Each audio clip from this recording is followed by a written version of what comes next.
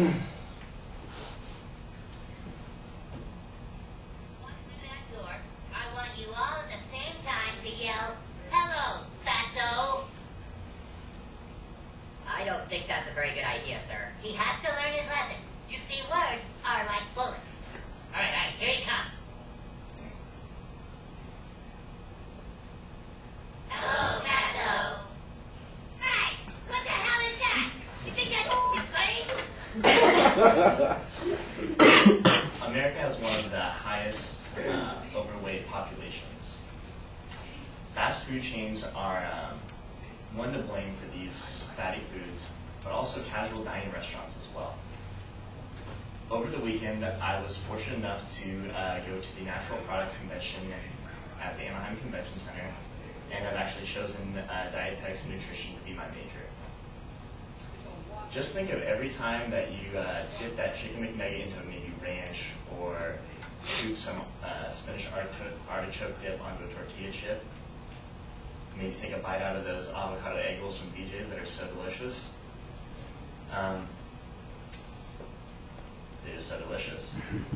Now that Americans are more aware of the overweight epidemic, many are trying to drastically cut down on fat, when actually the consumption of fat isn't such a bad thing. Today I'm going to point out the importance of fats in the body, the absorption of fat, and the usefulness of fats in foods.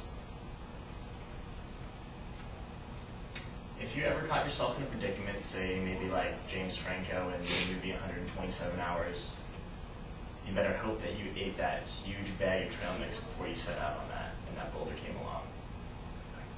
Because fats are the primary storage of energy in the human body.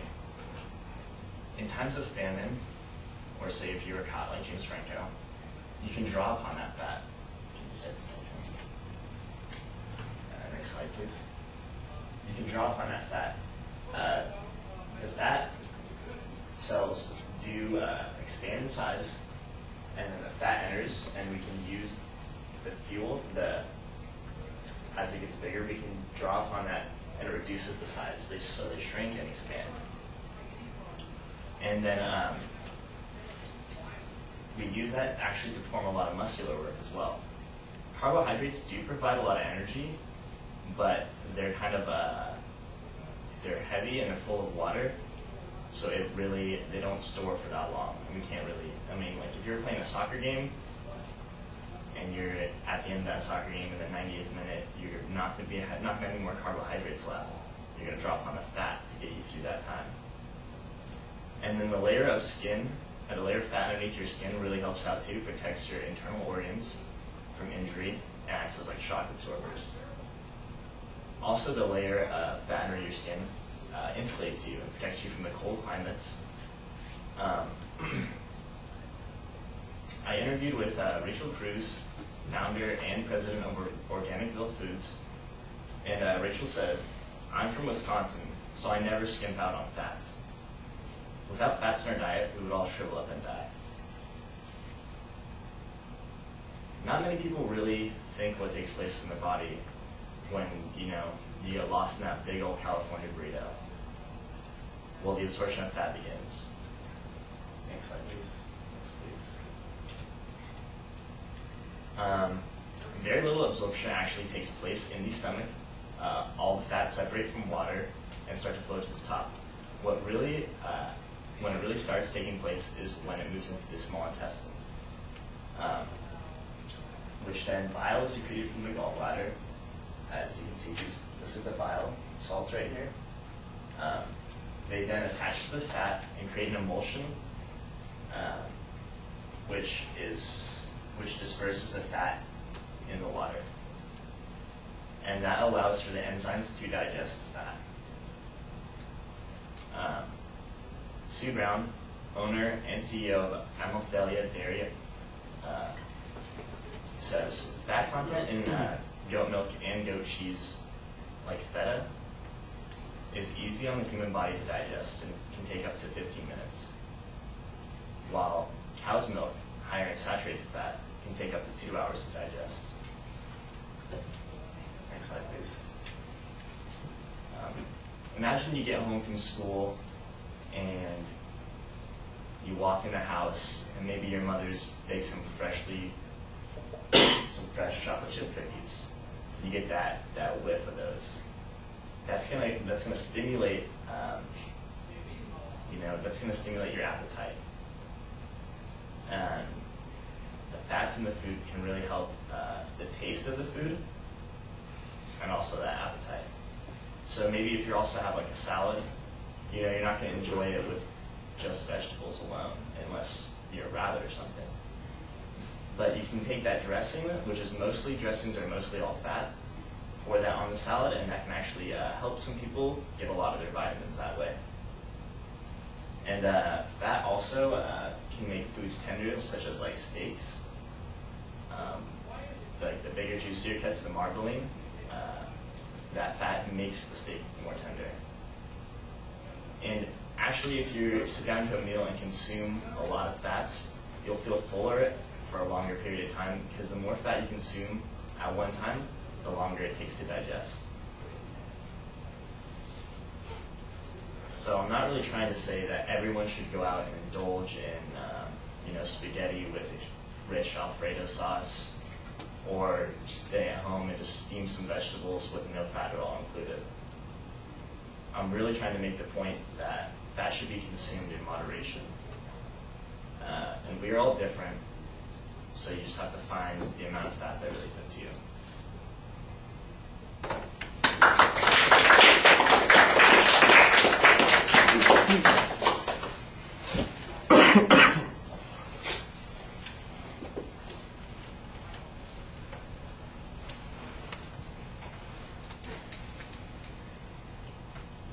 So, Christopher, what did you think? I thought that overall it was a very good presentation. The attention grabber was very good. I'm pretty sure it drew everyone into the presentation right away. The thesis statement was clear about what he was going to say.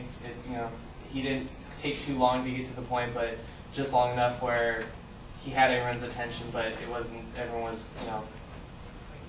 wandering off like, oh, when is he going to get to the topic? What is he going to talk about?